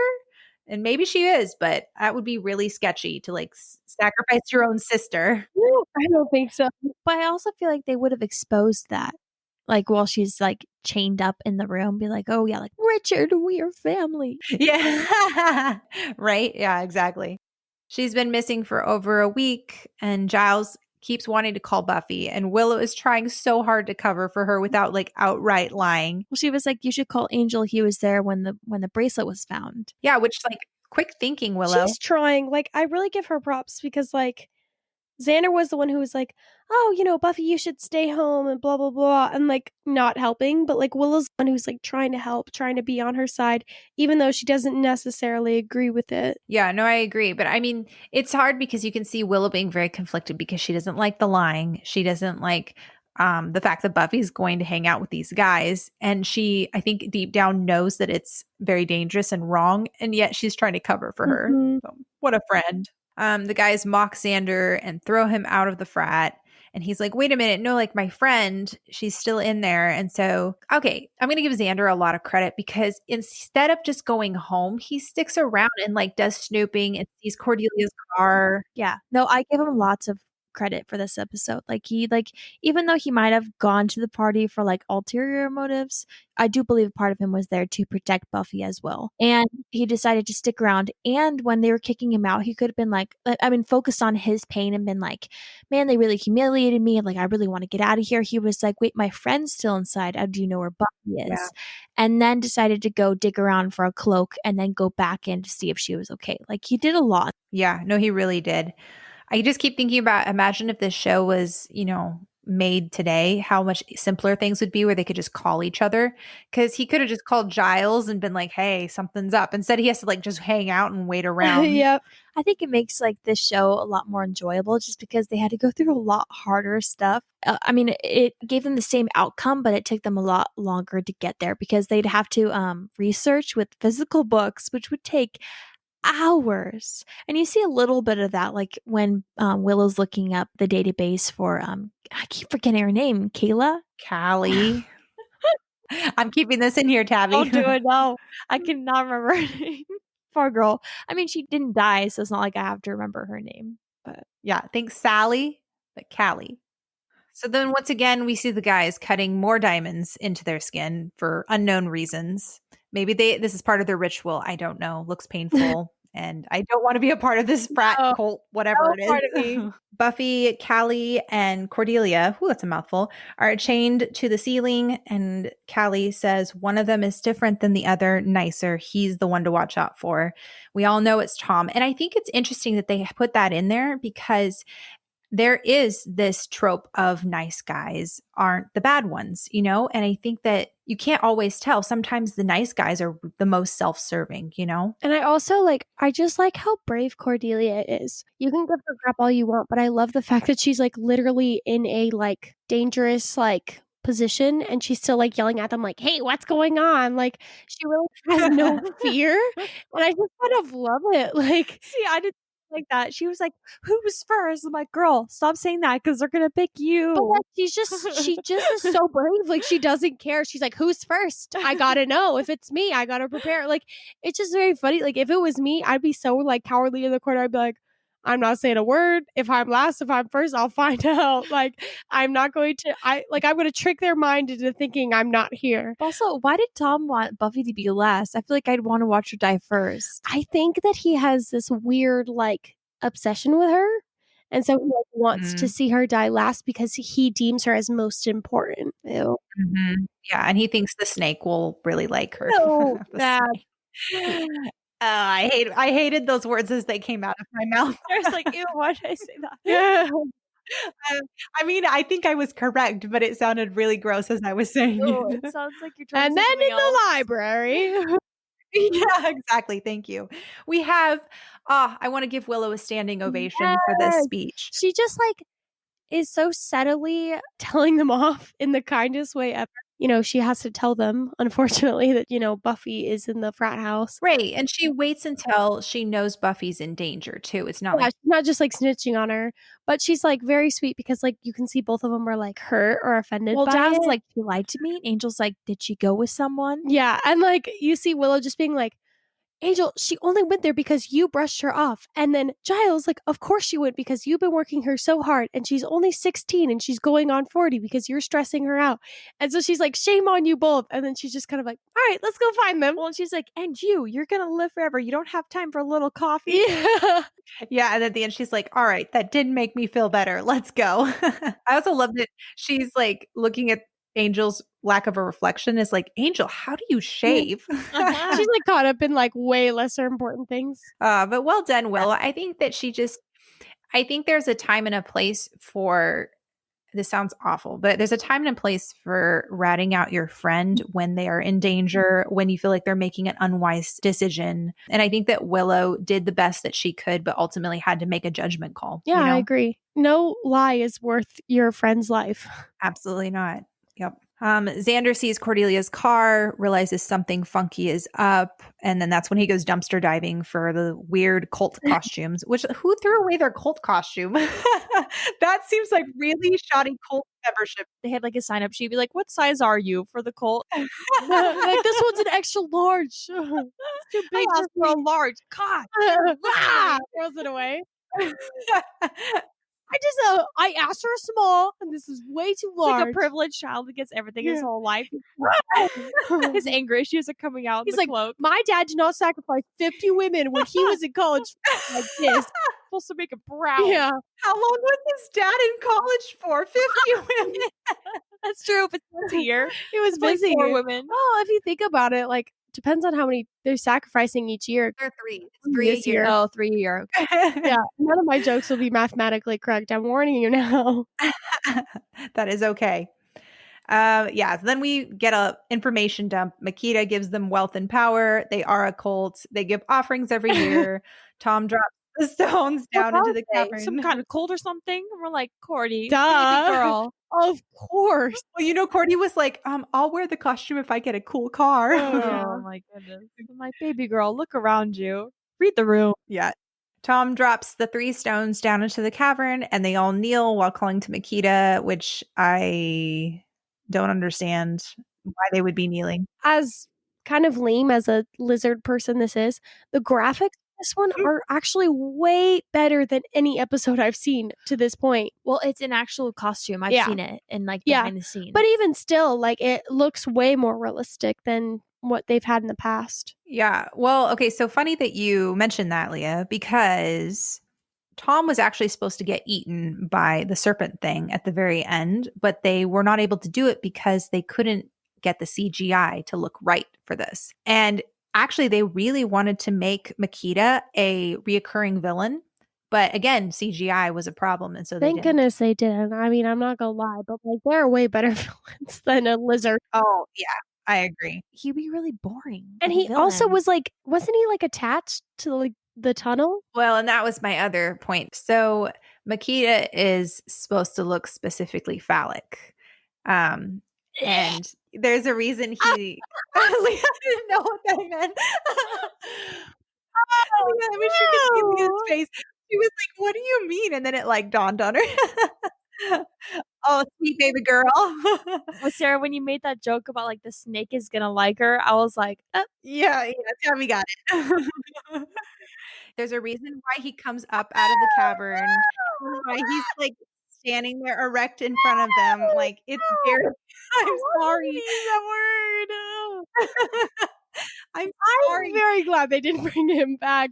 Wow. well, also, Lee, I think they drugged them for the reptile. No, yes, I'm fully aware. I'm following. I'm just saying it's gross. Well, okay, and so there's a lot of symbolism there. He's also attached to the fraternity, so it's the idea that they are, they're one and the same. And So gross. Thought he wasn't going to be reoccurring because I did not want to see that image all the time of just like the penis thing. yeah. That's so gross. Anyway, Can we just leave it to this one episode, please? Like, who's closest to Moloch? Person. Oh, what's his name? Wait, whose name? The lizard dude. Oh, Makita. Moloch is from I Robot You, James. So yeah. Same thing. But fun fact, they named him Makita. Well, David Greenwald named him Makita and thought he was being so clever about it, and then found out that Makita is the name of one of the software that they were using, and so he like got some subliminal messages and thought he was being so original. And Yeah, that's funny. All right, so they talk about how he likes their offerings the 10th day of the 10th month, and they become rich. And then Giles, Willow, and Angel show up, find Xander dressed like a frat boy.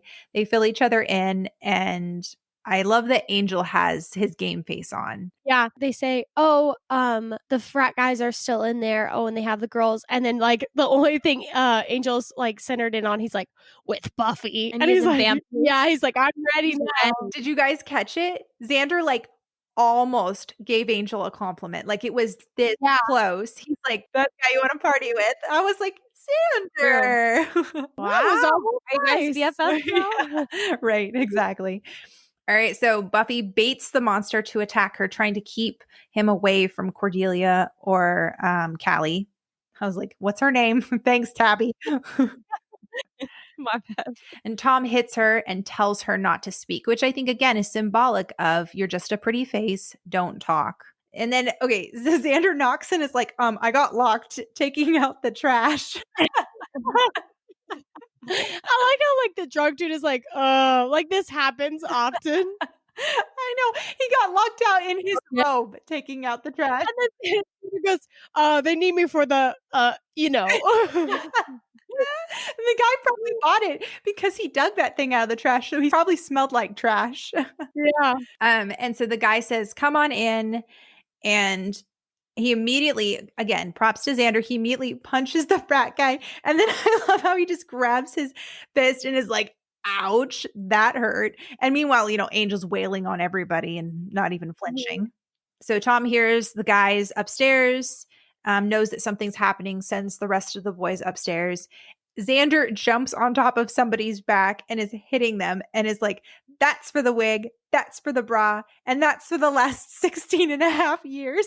And I will say, like, props to Xander. Like, Yeah. he's holding his own. He's wailing on this dude. Yeah. And seriously, I mean, obviously, I think Xander has some issues, and I mean, he knows he does, but I think that we're seeing some growth from him, and I think that it's a little encouraging, you know? I like that even though Xander and Giles and Angel and Willow are all kind of like fighting, you know, the good fight upstairs. Like, I like the fact that Buffy breaks free, gets loose, and is actually the one who like beats up all the guys downstairs and defeats, you know, the penis monster. Because like I couldn't remember his name. Oh no. Nagita. He has a name, you know, Leah. And he's not even blonde. You need to remember his name. All that to be said, like, I like the fact that Buffy is the one who defeats him and all the other guys. Because, like, it's super empowering that she didn't need anyone. That, like, I she wrote that defeated down them too. alone. Well, they all came in, like, even though she was kind of like really down in this episode, I like the fact that no one helped her when she killed the reptile boy. Yeah. Because she sat there and she was like wailing on him and she ends up killing him. And it's like she was in such a sucky situation, but yet she was the only one who could take him down, and she did, and she didn't need anyone. And I think that's so awesome. Yeah. And I think you can kind of see on like Angel's face, he's like low-key impressed, but also like just happy she's okay. Yeah. And honestly, I feel like if it was any other show, they would have had Buffy the damsel in distress, and they would have had Angel and Xander and Giles and Willow be the ones that rescued her. And I really love that Buffy took the power back and she was the one that beat the bad guy. Like, I just Yeah, Really she would have nothing. done it. Yeah. Also, I love Willow reporting from the basement door. She knows she can't fight, so she's just like, there's a giant like snake thing in the basement. Yep. And then then everybody goes down the stairs, and you see Angel like pause and just like back fist somebody right before he goes down. Oh, I know. I saw that. And when they get down there, you just have Cordelia being like, "Oh my gosh, you saved us!" And goes straight past Buffy and hugs only Angel. I really hate you guys. She's like, "You guys, I just hate you guys." Yeah. I also want to talk really fast. Like when Buffy grabs Tom and he is yelling at her, she says, "Tom, you talk too much." And I think that again, after him hitting her and saying like, no more talking, she was it's the same thing with the master when she says, "I may be dead, but I'm still pretty." She takes their words and she kind of throws it back in their face. And I love that. And then you have that really sweet moment between Giles and Buffy. And she says, "I told one lie and I had one drink." And he goes, "And you were nearly devoured." She says, "I'm sorry." And he says, "I drive you too hard because I know what you have to face. From now on, no more pushing, just an inordinate amount of nudging." So sweet. Yeah, it's precious. And I think kudos to Giles for recognizing that and being willing to face up to that. I feel like it would be way too easy to just say, "Well, Buffy, you were being stupid. Look what happens, blah, blah, blah." But he knows that she feels that, you know? So, hey, like Jonathan's back. Remember the guy that kissed or almost kissed the Inca mummy girl? We find out his name. He's like, it cuts to the bronze and you see Jonathan at the bar and he's getting Cordy a drink. Poor Jonathan, always looking for affirmation. And then he walks up and hands it to her. And then Cordy walks up to the gang and she says, "Young men are the only way to go." We'll see how long that lasts. And Xander's reading the newspaper, and apparently they found bones in the cavern dating back 50 years. And since then, there have been IRS raids, suicides in the boardroom. And it seems like a lot of people that went to that college were still profiting after that. And an entire network came crumbling down, which again, it's a metaphor for toxic masculinity everywhere outside of fraternities. But there was also a chain of people who were outside of the fraternity who were once in there. So like when they took care of the physical building and everything that happened with that, then it's like the chain kind of started crumbling. Yep. Well, they also weren't making sacrifices anymore. Mm-hmm. So since the sacrifice fell through Right. and the, dude died, then like Whatever magical ability he had or demonic. yeah, got taken away. It's also symbolic for when you're able to get one person, it all kind of combusts, you know? Mm. Will tells Buffy about how worried Angel was for her, which I'm like, what a good friend. She's like reporting back all the things. So cute. And then Xander's like, Angel, Angel, Angel. Does every conversation have to come back to him? Hey, how you doing, bud? Like Angel just like appears right over his shoulder. Like, whatever. He knows how I feel about I him. think they both kind of don't care. Like, Angel doesn't care that Xander doesn't like him. Xander doesn't care that Angel doesn't like him. So they both are just kind of like, hey. Yeah. And then Angel's like, Buffy. And then Buffy's like, Angel. And Xander goes, Xander?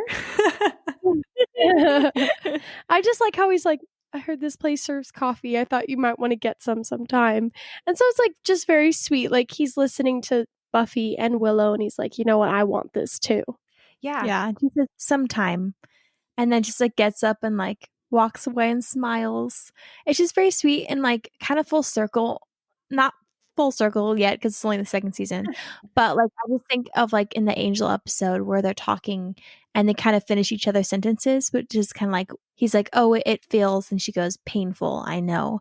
And then they have to walk away from each other. And then this one, she walks away, but she's like smiling because she knows this isn't over. Whereas the other one, she feels like this is over. And so she's kind of like a sweet moment, in my opinion. Well, I think more than that too, the fact that she says, when I'm ready, I think it's no longer her like, hey, see me, see me, see me. And she's kind of becoming comfortable with Buffy and coming a little bit more into her own. And I think, yes, she cares for him very much, but I think she's also a little bit more content to wait for the right time. I also think she's showing him that she's an adult and that she's ready to make a decision. And when she does make that decision, then she's like, that means that she's made the decision and stuff. Right. I worded that really poorly. No, totally. I mean, it just has so many great moments. I think there's like, you're seeing the progression of Buffy and Angel's relationship. You're watching Xander mature. You're watching Willow become confident. You're watching Buffy and Giles's relationship too. I think that it's a really good episode when it comes to character development. I know we say that every single time because what episode isn't? But yeah, I enjoyed it. I enjoyed watching it. I think that just overall, it's just a good watch and it's very fun and enjoyable. Yeah, absolutely. So guys, that was Reptile Boy. We want to know what you think. Did you see the Makita dude as a reference for a phallic image or what? We talked about it enough. But what other metaphors did you notice? We want to hear from you. You can find us on Instagram at Becoming Buffy Podcast, where we often have good conversations on our posts. You can DM us. You can email us at becomingbuffypodcast@gmail.com. Let us know, guys. We'd love to hear from you. And as always, stay tuned for our Scoobies Secrets coming next. And we will see you guys next time.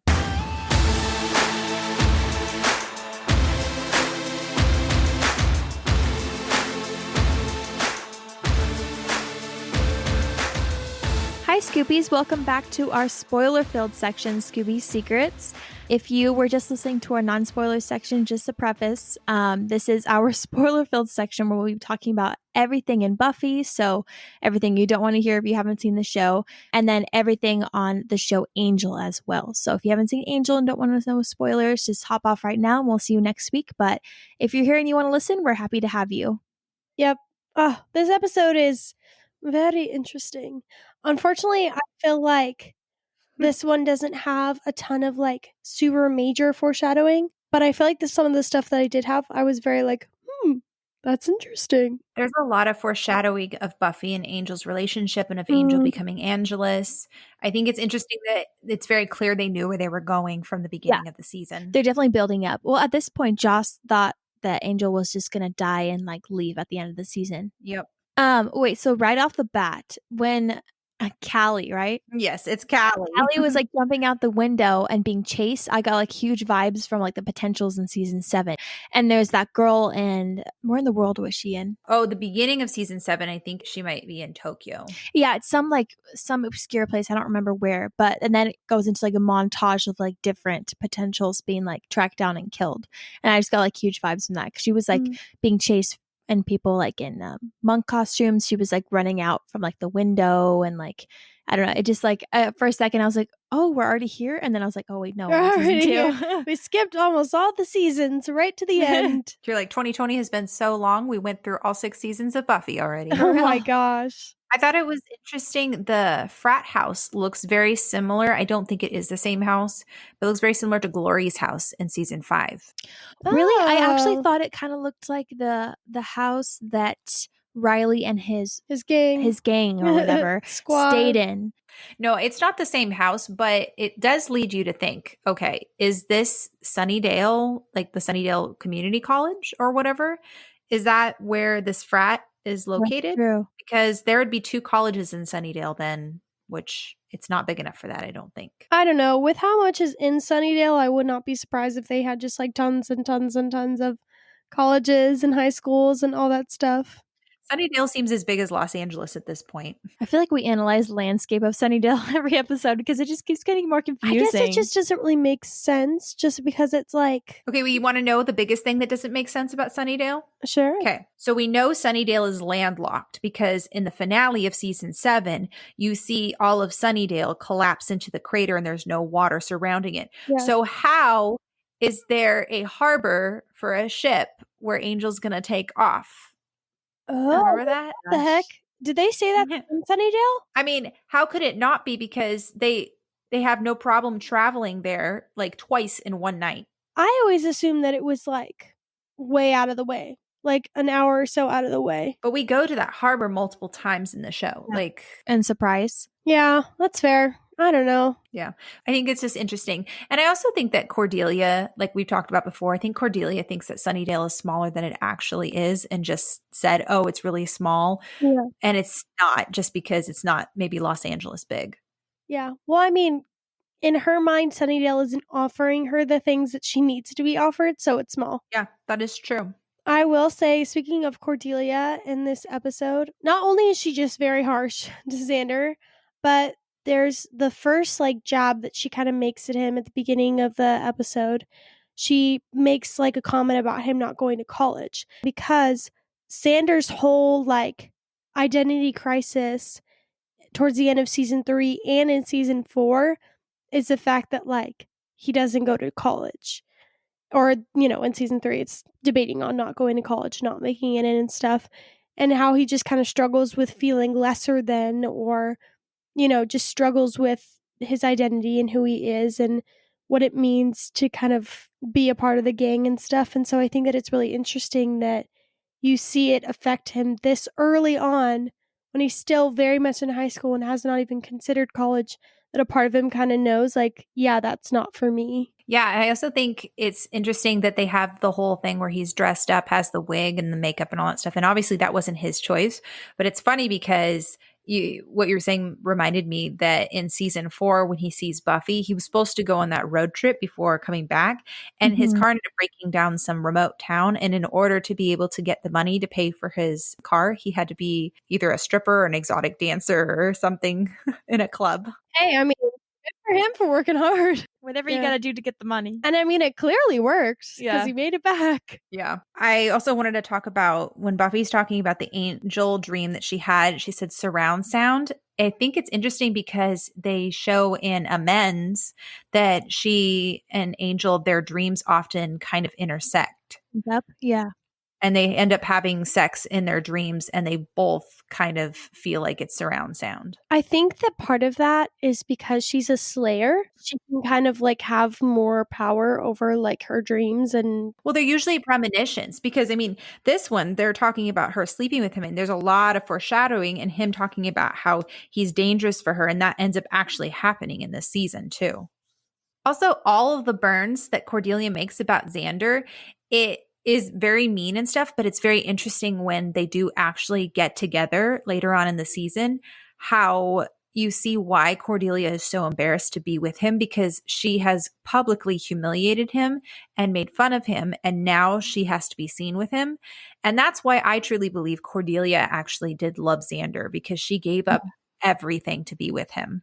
I really think that Cordelia loved him for multiple reasons, but like one of them was just like, you could really see the love like that she had for him. Like, you saw her soften towards him. You saw her kind of just like slowly stop caring very much what people thought about her. And you really saw her towards the end, like really let her guard down, which is why it hurts so much when he cheats on her, is because like you really have seen her mold into this person very vulnerable with him. And so the fact that she gets hurt after all of that, you're just like, oh, Xander. Well, like Xander does a lot of problematic things during their relationship. And I'm not even just talking about him and Willow.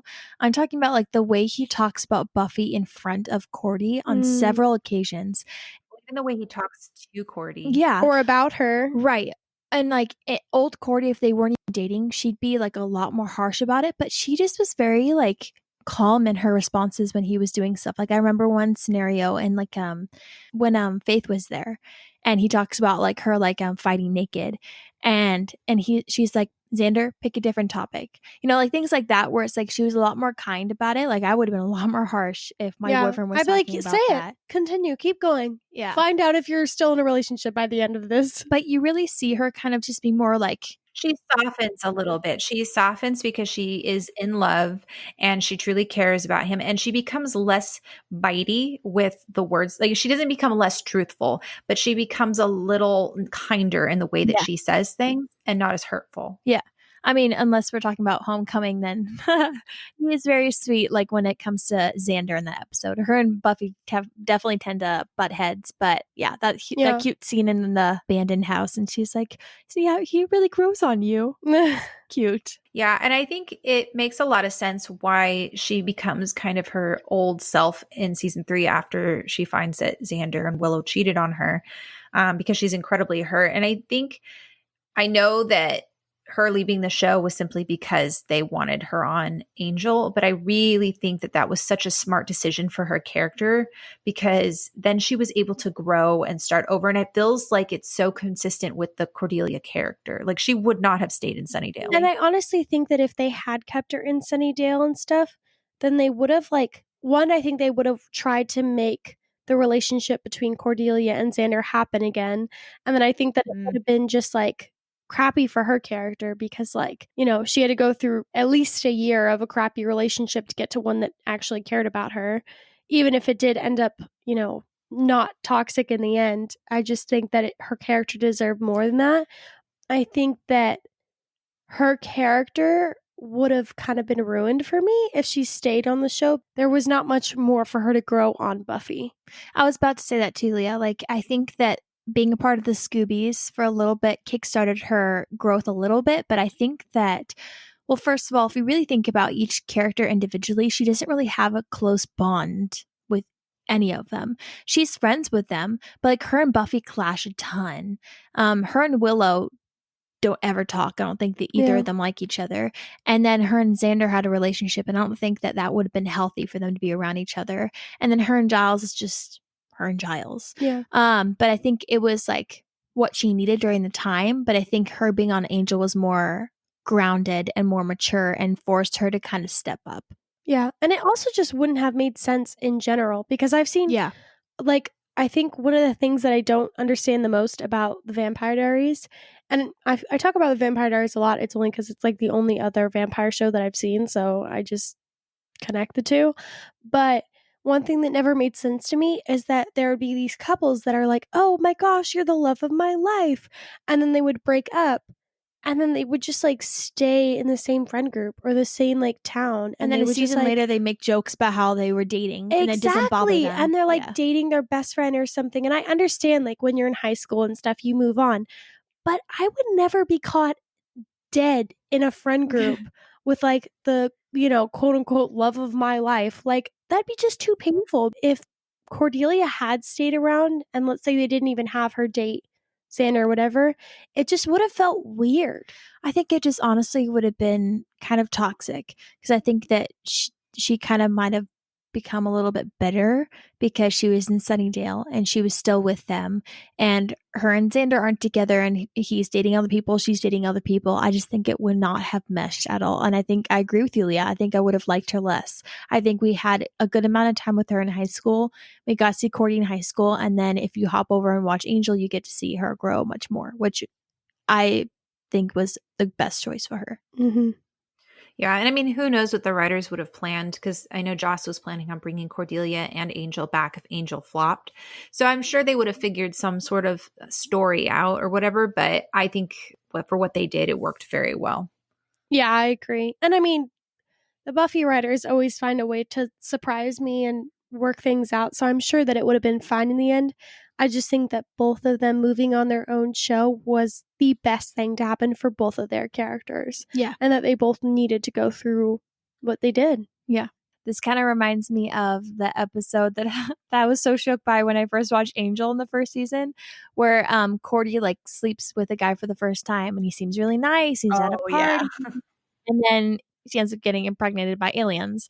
But besides I hate that that's like a common theme in the show. It's like random, like mystical pregnancies. Yeah. You mean it on Angel, not on Buffy? I don't think there's any mystical pregnancies on Buffy. Sure, I just kind of associate them both. Yeah, there's literally 3 on Angel. 3? Yeah. Yeah. What's the third one? Darla. Cordelia, And then Cordelia again. Oh, You blocked out all of season 4. I did. I literally did. Wow, that sucks. Dang, poor Charisma Carpenter. Yeah. But anyway, it reminds me of this episode too, because it's like the suave, really sweet. I'm different and I have feelings. And then they fall for them and then, sleep with them and then something happens. Yep. But, All right, let's talk about the scene between Buffy and Angel with the whole, this isn't some fairy tale. When I kiss you, you don't want to wake up from a deep sleep. No, when you kiss me, I want to die. Because how foreshadowing is that? I just think of Graduation, where he is like draining her. Yep. That scene always just kind of takes me immediately there, because it just kind of like, it's pain. That scene is painful, but then it's also just like, it's a metaphor for her sexual desire for each other. She desires him as a man. He desires her as a man desires a woman, but he also desires her as a vampire, wanting that bloodlust. And and that's why in that scene you have, Buffy orgasming, but then you also have her cry, like the tear that comes out of her eyes, because she's dying essentially in that moment. And it's like, she's at, she's at her most fulfilled, but then she's also like, I don't know, it's just an interesting like comparison or juxtaposition of desire and death. You know what I mean? Ooh, did you hear that? Desire and death. We've talked a lot of sexual stuff in this one episode. A weird, sexy episode. Like, well, I mean, I was talking about the penis monster too, but Yeah. It all goes together though. But I mean, like, vampirism has been pretty notably used in conjunction with sexuality, like Dracula, all that stuff. Like, it's very much talking about our inner sexual desires too, on top of, and in comparing it to animalistic tendencies. I'm getting all meta. So Cordelia says to Xander that he could belong to the fraternity of rich and powerful men in the bizarro world. And in The Wish, she says, she refers to it as the bizarro world. And in that world, Xander is actually rich and powerful because he's a vampire. Mm-hmm. Ah.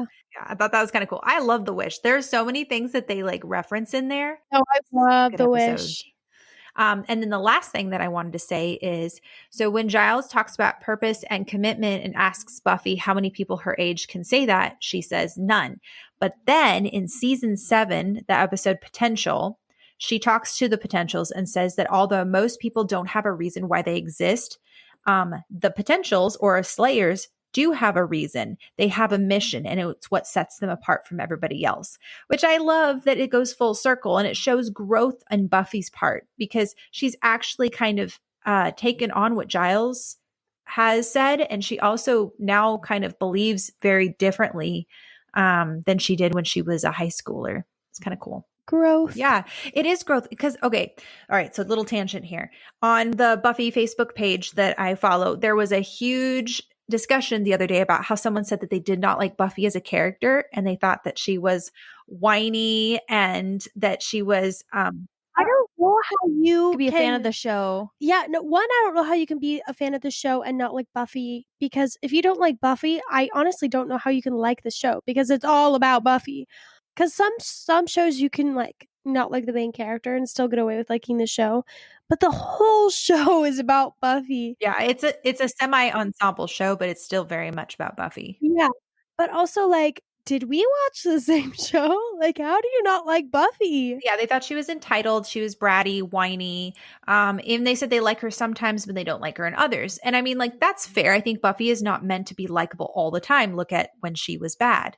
But the thing is that one of their main points was that Buffy as a character doesn't really grow in the seasons, which I'm like, I highly disagree because maybe she doesn't have an arc like Willow, for instance, but she definitely is a very different person by the time she gets to season 7 than when she was in season 1. Yep. And I think one of the biggest things that kind of launches her character like forward is Dawn. I think that Yeah. that's really what changes Buffy is like needing to be the caretaker for Dawn, especially when Joyce dies. Like Buffy is really forced to grow up and she's forced to kind of like be there for Dawn. And I really don't see Buffy in the first season being able to do what Buffy in season 6 and 5 did. Yeah, absolutely. Yeah. And just the fact that she, I mean, well, one, she was incredibly burdened by season 7 and I think worn out and burnout, but she also like took the responsibility of all of these girls and of saving the world very seriously. And that's what she needed to do from season 1. Season 1, you see her like not accepting her role at all. Season 7, she goes so far to accepting it to the point where like she can no longer, or she at least has trouble relating to the people around her. And so I think that there's like a balance there. And I don't know, it's just kind of cool. So anyway. I just disagree with that person's opinion so much, but that's Yeah. okay. We all have our opinions and that's fine. Some of them can be wrong. I won't say whose is who. Well, I was very triggered by it. And Andrew like saw me on my phone. I was like, he was like, what happened? And I told him, he was like, whoa, is that person still alive now? Because I was like going off. I think that a lot of times, like, it's really easy to bag on the main character because, like, if your main character is not made, like, perfectly the way that you want them to be, it's so easy to be like, they're annoying, they're too powerful, they're too, like, emotional, they're too, they're not emotional enough. Like, it's so easy to bag on characters, but I just feel like Buffy was just made to be so realistic. Like, that's how any girl who had to be like a slayer from 16 years old would react. But she also had so much pressure on herself. Like the Slayer itself has to kind of like what she said in so many episodes, mostly in season 7, where she's like, I am the law of demons. Like at the end of the day, I'm the one who has to do it. So I have to make the decision. And yet she was still kind. She was still empathetic. She was still strong. And yes, she made many, many mistakes. But like, if I were in that situation, I would not have handled things as gracefully as she did. Yeah. And she was like, I don't know. That's just the beauty of the character of Buffy, because she's encompassed by so many human aspects along with her Slayer aspects, and she meshes them so well. And if she was fully a Slayer, we would not like her as much or want to watch her. And if she was fully human and didn't really want to accept the Slayer side of her, we wouldn't see the power in her. So it's like unfair of people to put this unrealistic expectation on her as a character. And again, she makes a lot of mistakes, but I genuinely think she's like one of the best main protagonists in shows that I've ever seen. Like, I genuinely like her character, and I can't say that a lot about the main characters. I usually tend to like the supporting characters a little bit more, but in this one, like, Buffy's like one of my favorites, if not my favorite. Yeah, I agree. Yeah, it's interesting because a psychologist actually, or a therapist, responded to that and went on to say about how when someone is given so much responsibility at such a young age, you typically see that the guy from Conversations with Dead People, when he says you have a superiority complex and you have an inferiority complex about it. And essentially saying that she knows that in a lot of ways, because she's chosen, she's like, oh, I'm special, I'm set apart. But then it's also on the other hand, she's like, ugh, but woe is me. I have to do all this stuff because I'm chosen and special, like, and I don't want to be, So he did kind of, Holden is his name. He did kind of hit the nail on its head in that. And I think the therapist was saying that that is classic when someone who is so young is given so much responsibility. Typically, the way that you ease that is you say, hey, you are not responsible for all of this. relax, like let it go. But with Buffy, you can't, because she literally is the only person that can do that.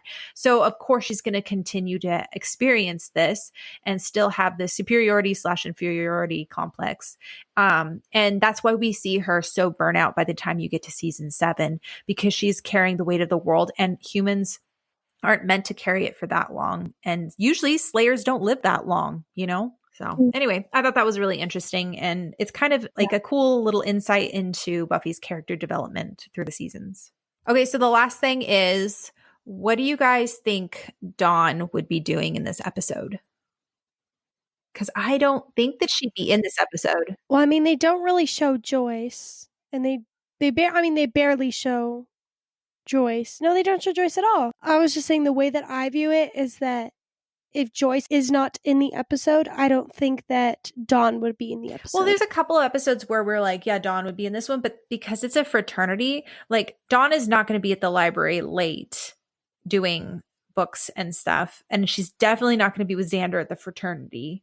So I think that Dawn wouldn't be in this episode. Yeah, So I agree. hopefully next episode we'll get a much better role for Dawn. Well, that's it for our Scoobies Secrets, guys. Let us know if you think Dawn would be in this episode and what she would be doing.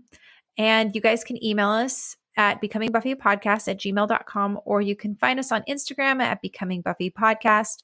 We'd love to hear from you guys if there's anything that we missed, any foreshadowing. And let us know, what do you guys think about the character of Buffy? Is she your favorite protagonist in terms of other TV shows, or do you find her annoying? I don't know. I'm curious what the general population of Buffy thinks about her, simply just because there are so many other characters to choose from. But yeah, let us know. And as always, guys, we will see you next week.